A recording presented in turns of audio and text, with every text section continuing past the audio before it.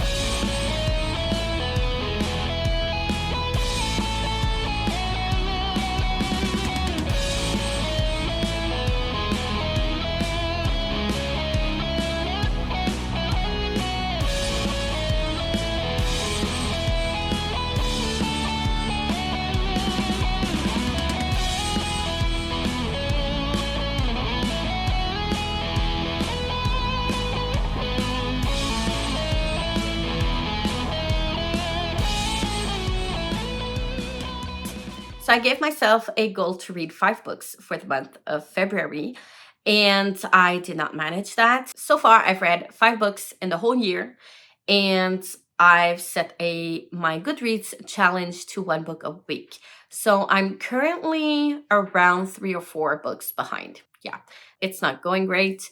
I have big books though. I have a lot of fantasy books, and life is getting in the way. So there's that. But I did read 3 books, which is better than nothing. And even if they are very short books, I don't care. I did enjoy my reading experience, so I'm just happy with that. So every month I participate in the Buzzwordathon hosted by Kayla from Books and Lala. And for the month of February, the buzzword was to read a book that had a positive word in the title. I decided to pick up A Promised Land by Barack Obama, and unfortunately I didn't get to it. So this one will be rolled over into the month of March.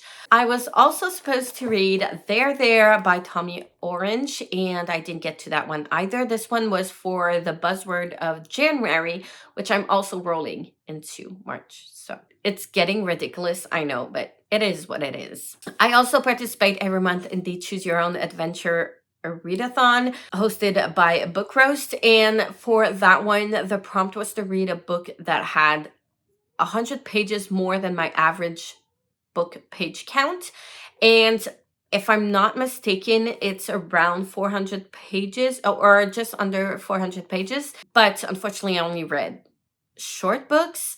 There is one that I finished that isn't a short book, but that one took me 2 months to read, and it's not quite 100 pages over my average count. So unfortunately, that one doesn't count. So that prompt is going to be rolled over in March as well. And I also have my own read along, which is to read one Robin Hobb book every month. Starting in January, I was supposed to read Assassin's Apprentice.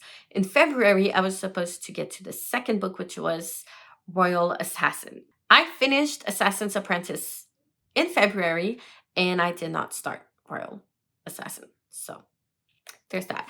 I did make some progress because the first book is done. So we'll see. But the more you go through the books, the bigger they get. So it's going to be a challenge, but we'll get there. So for this first book, I really enjoyed the installment. I feel like Robin Hobb writes her world so well and her characters as well, because you have the time to get to know them. You have the time to understand them and their motivations. And I love how we just follow Fitz from a very young age. And I know from reading Full Assassin that we do follow him into older age, but I love that we're starting from the beginning, from when he was just a tiny child, and that he's training. And I love those parts in fantasy books. So I was really happy with that, and I was actually really surprised that I couldn't keep up with the political stuff, because Fitz seems to be a little bit too young to actually fully understand everything that's going on and see through people and see through their games. Because political stuff, especially in fantasy, but in our world as well, but especially in fantasy, they tend to just like play games. He's still having a hard time to like see through those games and through those masks. And I feel like he can sense some stuff, but he has a hard time like seeing the big picture and trying to prevent what move they might be making. And I have been comparing this book to like a chess game, and I feel like that's so much how everything is happening, and I love that. And it feels like a big chess tournament with like 10 players at the same time, and I really enjoy that, and I had a really fun time with it. It is on a slower pace, but I don't mind it. Sometimes it picks up, and sometimes you're surprised by what's happening, and sometimes Robin Hobb is just planting some seeds for later, and I just love the way she does that. So I gave this book 4 stars. I also wanted to participate in the Blackathon hosted by Jesse from YouTube. I knew I wouldn't get too many of the prompts, but I did want to get to at least 1 or 2, which I did manage to get like 2 prompts. Yay. So mission accomplished for me. So the first prompt was to read a book from a Sudanese author. And for that prompt, I read the anthology that is called The Book of Khartoum. And it's a book of like 10 short stories from Sudanese authors that are from that area. And I found it so interesting. Some stories were like 6 pages long, so probably half of that in actual book form, because I was reading it on my e-reader, and others were 30 pages. So they were very short stories, but I feel like you could understand the city, the people, the different type of people that you could find in the city, the different culture and life, like how life is in that city. And I really loved reading about it, and I found it very, very interesting. I don't necessarily have a favorite short story. I think I enjoyed them a lot. I if I had to choose, I would say the first 3 as well as the last one might be my favorites. But other than that, I really enjoyed them pretty much all, and I gave this an overall rating of 4 stars.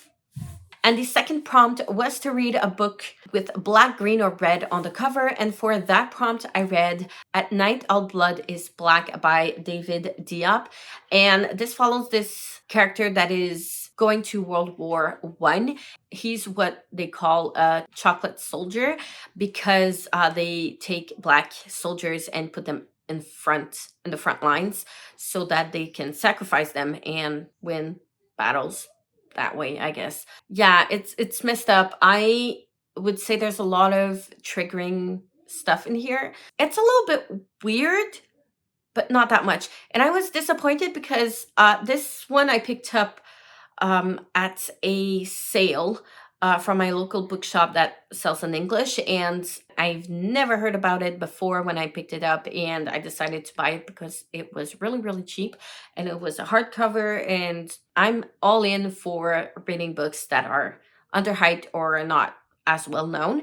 But I learned afterwards that it was translated from French, which is a little bit disappointing, because I could have just like picked it up in French instead. But anyways, there's a lot of talk about grief, about like how the war affects us and how you're expected to react after the war. There's also that, and there's a lot of reflection behind that. And I love that we're in this character's mind, and that we're following through like what's his thought process and why he's acting this way. And I honestly don't think I've ever read anything about the war this way. So I thought it was a refreshing way to talk about it. And yeah, very different from what I've read so far in those historical fictions. So I gave it a rating of 4 stars.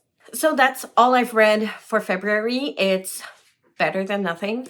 But I'm happy because they were all 4 stars, and that's great reading. So I'll just catch up in the next months, I guess. But yeah, I'm happy with what I've got to so far. Let me know if you've read any of these books. If you're interested in them, I would love to know. Like, comment, subscribe, hit the notification bell if you want to be notified every time I upload a new video.